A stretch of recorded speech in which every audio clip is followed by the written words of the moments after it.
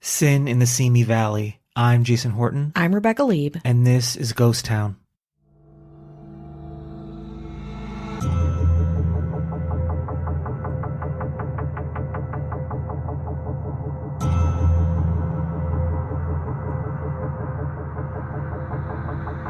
We've covered a lot of cults on this podcast, but there's one that's been a little under the radar, and that all changes today. The Divine Order of the Royal Arms of the Great 11, also known as the Great 11 Club, or later the Blackburn cult, was again, arguably, one of the craziest cults that we will be discussing. And we've discussed a lot of cults specifically in Los Angeles, so that, again, says a lot. The Divine Order of the Royal Arms of the Great 11, or as I'll refer to it, the Great 11, was founded in the Bunker Hill neighborhood of downtown Los Angeles by 41-year-old Matilda May Otis Blackburn and her 24-year-old daughter, Ruth Wyland Rizzio.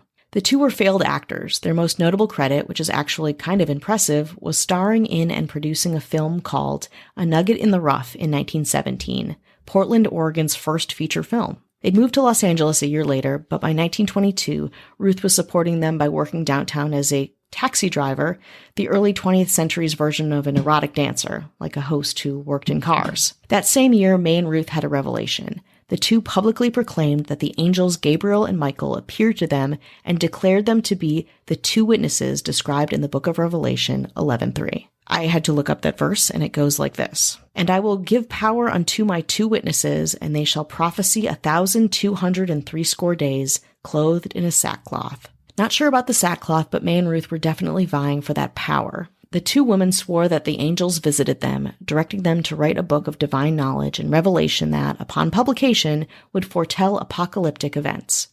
This book was supposed to be titled The Seventh Trumpet of Gabriel, but was later changed to The Great Sixth Seal. Along with sharing future prophecies, this game-changing book would also reveal, quote, lost measurements that pinpointed hidden riches and oil deposits around the globe. May later described being willingly chained to her bed for several months in conceiving of the book. So what does the Great 11 even mean?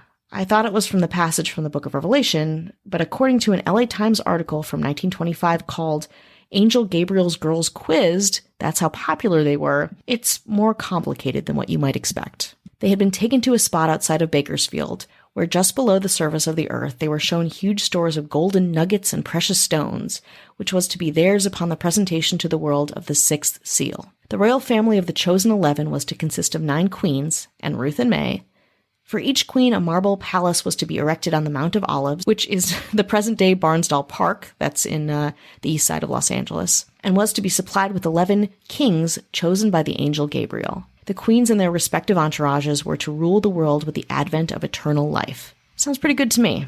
May and Ruth called themselves queens and high priestesses, and people believed them. Los Angeles locals paid to hear their answers with small membership fee. They would help to produce the book and have privileged information to success and future events, and of course, an affiliation with the divine Great 11. May and Ruth could do this because, really, the women were really attractive and very charming. As mentioned, they worked in entertainment and got things done. They were especially good at getting money from potential suitors and having men do whatever they wanted. A man named Sam Rizzio was one of those men, until he wasn't. Sam had only known Ruth and her work a short time when he married her in May of 1924. He moved into the organization's headquarters with his wife, where Koreatown's Ma Dang Mall is. But after realizing how intense the cult of the Great 11 really was, he begged Ruth to leave with him. In a heated fight, he supposedly hit her so hard that he drew blood, causing her followers to form a wall around their queen. After the fight, Sam abruptly disappeared. He was never seen again, and a note to Sam's mother ominously said that he, quote, is now a high priest, invisible to less spiritual eyes. Sam's younger brother, Frank Rizzio, was suspicious of the whole damn thing. He decided to do his own snooping, infiltrating the Great 11 by getting May to hire him as her personal chauffeur. After only a few days, Frank discovered his brother's clothes and suitcase and confronted May. She tersely responded that maybe it meant Sam would be coming back soon. The Rizzios threatened to go to the police but never did, probably because they were trying to escape their own criminal past. Sam Rizzio had already served 9 months in juvenile hall for altering checks, and his father before him had been wanting for a triple homicide in Chicago. So the Rizzio family backed off and things quieted down. Ruth and May honed in on the book, which was mostly just religious ranting on paper. The irony of Ruth and May basing their whole religion on producing this monumental book is that they were both really, really bad writers. One of the few people who actually saw a draft of The Sixth Seal called it, quote, the most astounding, bewildering hodgepodge of biblical and mythological references, which is probably why its release was constantly delayed and then just never happened. Speaking of never happening, let's make something happen, like a break. This episode is brought to you by Candy Crush Saga. The new year can be pretty hectic, so take a little time for yourself with the ultimate holiday treat, the classic Match 3 puzzle, Candy Crush Saga. And right now, you can still catch the limited time event, Sweet Surprise Season, with sweet surprises running throughout the new year. Don't miss out. Play Sweet Surprise Season in Candy Crush Saga and crush it this new year, now until January 9th. Download from the App Store, Google Play, or Windows Store for free. Terms and conditions apply. If you love to be remembered as the person who gives the best birthday gifts, I'm here to tell you that 1-800-Flowers.com is your ultimate birthday gifting destination. 1-800-Flowers has thoughtful and artfully created options that are guaranteed to deliver the best birthday surprise. Shop thousands of unique gifts at 1-800-Flowers.com for exclusive offers and great values. To order today, visit 1-800-Flowers.com/tune-in. That's 1-800-Flowers.com/tune-in. Hi, hello, how are you? Hello. Happy New Year. Happy New Year. We're in it. Yeah, we're here. How are you feeling? Do you feel different? You're kicking off the new year with us, so what does that say? Good? It's like a hangover you didn't do anything to get. No, but all the negative aspects of it. Yeah. No fun. All negative.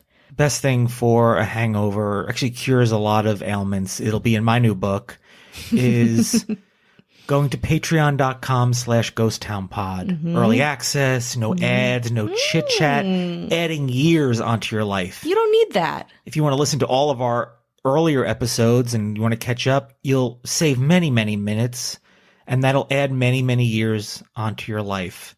Wow. What a New Year's resolution. Less ads, more life? I'm essentially a doctor at this point. Yeah, pretty much. Pretty much. We want to thank you for listening, for your support, to all of our patrons. Thank you very much. Absolutely. And to our ever powerful but ever fair and just government, the mayors. The mayors. David Bull. Hello. James Harrington. Hi. Dara Rosenzweig. Good day. Ashley Matson. Hello to you too. And the governor that makes it look so easy. Effortless. Avian Noble. So said if you want early access, no chit chat, no ads. Yeah. Patreon.com/ghosttownpod helps the show out. As low as $1 or $2. Come on. That's nothing compared to all the other New Year's resolutions that you're having planned. What are you going to buy with it? A loose cigarette? Oh, a Lucy. Yeah, you're going to buy a Lucy? You're going to buy a loose cigarette? Okay. People that have hangovers do, right? I don't think so. I don't know. I always just tag the CIA on Twitter if I think anyone's doing something like that's good. Smoking ciggies or whatever. Jason's not a cop. No, not a cop. Not a cop. Nope, not a cop. Just a rocker. Just a full-time rocker. Totally, absolutely, as proven here. If you've got New Year's resolutions, just keep us in mind. We can improve your life. We think. Yeah. Don't listen to anything else we just said. But that. And that's it. Case closed. Listen, we're still in Los Angeles, and there's still a lot of crime and interesting things to be said and had. Just like story of these two very badass babes. Yeah, I like hashtag boss babe, hashtag live love cult, whatever. Live love cult. Yeah, you know that one, right? I'm in it. I think I'm in it. Yeah, my sister has that hanging up above her wicker papasan chair. That's great. Yeah, these women really pioneered. Who run the world? Girls. Murderers. So let's get back to it. These two women, Ruth and May, were writing this book. While the prophesized Great 11 book was continually getting underway, over and over, going, news was coming forward about it. It kept getting pushed back. The release date was always changing. One Great 11 follower, whose name was Clifford Dabney, a goofy nephew of an oil magnate, turned over $50,000 in cash and assets to May Blackburn, worth approximately $750,000 in 2019. In return, he was promised to be among the first to see the Blackburns' book, with its lost measurements for more profit, of course, ahead of publication. Dabney also donated 164 acres of land in the Santa Susana area of Simi Valley in Ventura County so that May and Ruth could construct a commune to preach their truths and way of life. May Blackburn also married one of her followers, a handsome, much younger, mustachioed man named Ward Sitton Blackburn, hence Blackburn. The new couple instructed May's followers to build cabins on the Simi Valley property where they would take up residence and chill until Christ returned. It was called Harmony Hamlet by the press, and the first thing constructed on the property was a temple featuring an elaborate gilded throne that was reserved for Christ. Cult members residing at the property were told to leave their cars in the woods and walk up to the area, work at a nearby tomato packing house, and turn all their pay over to May and Ruth. This is how much it had escalated from this kind of modest Koreatown headquarters where a man went missing to this elaborate Simi Valley construction where all of the things that May and Ruth wanted would hopefully take place. In the evenings, robed members gathered for rituals in a natural amphitheater on the property and sacrificed mules and, according to some witnesses, danced naked. Whatever May and Ruth said went, no matter how insane. During this time, it was alleged that one sick member of the Great 11 was placed in a hot brick oven in order to get over that common sickness, and she died as a result. 4 other cult members were also reported to have mysteriously disappeared, likely poisoned, including Sam Rizzio. You notice I went from followers to cults. We're ramping this up. It's becoming cult-like, and the public is also noticing this. On New Year's Day of 1925, 16-year-old cult member Willa Rhodes died from a severe infection as a result of a toothache.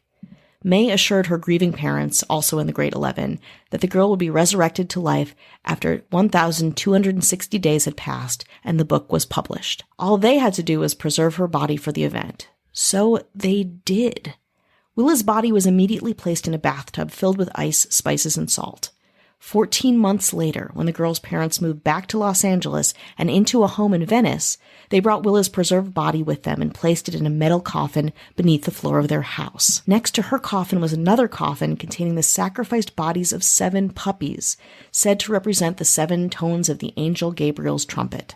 The rituals were amping up, and inexplicably, plans for a large refrigeration unit began in the commune. 1 year before her arrest, May traveled with 9 followers to Stovepipe Wells in Death Valley to perform a ceremony. Although no details are known, it is believed that she equated the wells with the, quote, bottomless pit in the Book of Revelation, and police later investigated rumors that Sam Rizzio's body was disposed of there, though nothing was found. In 1929, Dabney and other Blackburn followers lost patience for the completion of Blackburn's book, yeah, no shit, and her promised apocalyptic events. They filed charges of fraud and theft against May and Ruth for as much as $200,000, approximately $3 million today. As allegations also emerged of unreported deaths and disappearances, police expanded their interest, leading to the discovery of the mummified body of Willa Rhodes beneath her parents' Venice home. It couldn't be determined that Willa had died from anything other than natural causes, but at the same time, Sam Rizzio's disappearance, and others, could not be ignored. Unfortunately, police were unable to uncover any viable evidence regarding the disappearances of the 4 missing cult members, including Rizzio. Prosecutors also could not substantiate the allegations of a cult member's death from being baked in an oven.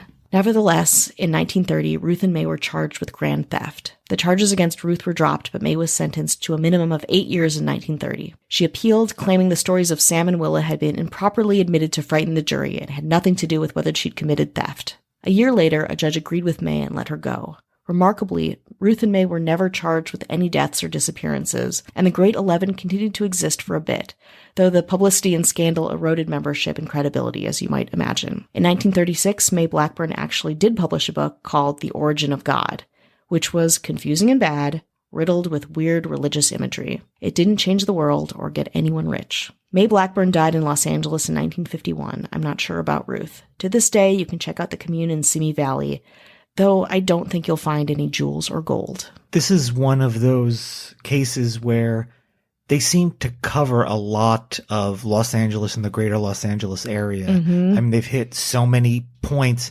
relatively far from each other. Yeah. And I guess in the 1920s, Los Angeles wasn't as developed as it was, so things can happen in different places, and you traverse different parts, but there's not a lot of hoops to jump through as far as people, hey, why did you leave here and come here? Now, why are you there? People just, think, roamed a little more because it was still being developed. So you can, I don't know, maybe get away with a little bit more, but they seem to pretty much blanket the greater Los Angeles area, which I think is really interesting. Yeah. And think about LA at this time in the 20s.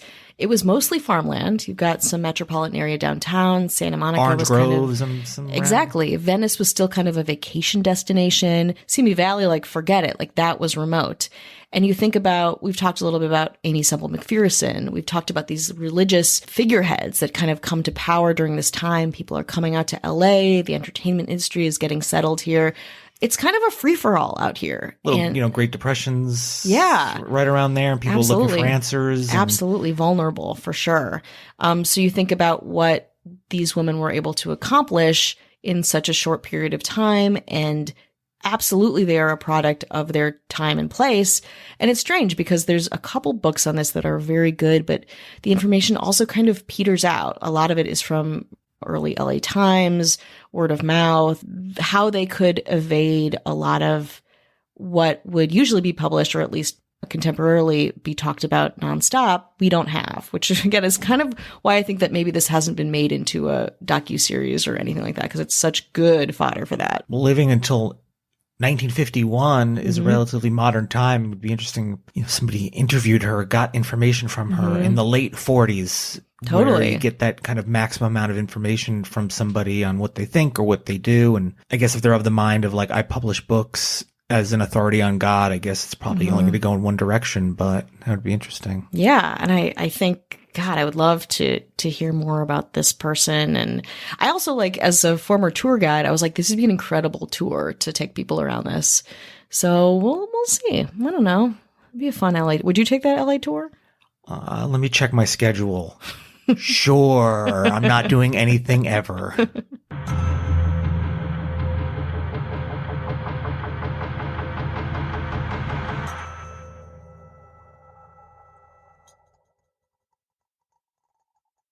If you love to be remembered as the person who gives the best birthday gifts, I'm here to tell you that 1-800-Flowers.com is your ultimate birthday gifting destination. 1-800-Flowers has thoughtful and artfully created options that are guaranteed to deliver the best birthday surprise. Shop thousands of unique gifts at 1-800-Flowers.com for exclusive offers and great values. To order today, visit 1-800-Flowers.com/tune-in. That's 1-800-Flowers.com/tune-in. You wouldn't give the special people in your life a generic brown box of things for their birthday. You give gifts so perfectly personal that even if you forgot to sign the card, they still know it's from you. 1-800-Flowers.com is here to help you do more of that. Make every birthday brighter with exclusive offers and great values on gorgeous bouquets and arrangements. To order today, visit 1-800-Flowers.com/tune-in. That's 1-800-Flowers.com/tune-in. Pet food bags are covered in pretty pictures of healthy food, but the highly processed pellets inside are far from it. Make the switch to The Farmer's Dog. It's real food made fresh and delivered right to your door. The Farmer's Dog worked with top vets to create ready-to-serve meals using fresh, human-grade meat and vegetables. They contain everything your dog needs to stay healthy and nothing they don't. Go to thefarmersdog.com/listen to save 50% on your first box with free shipping. That's thefarmersdog.com/listen.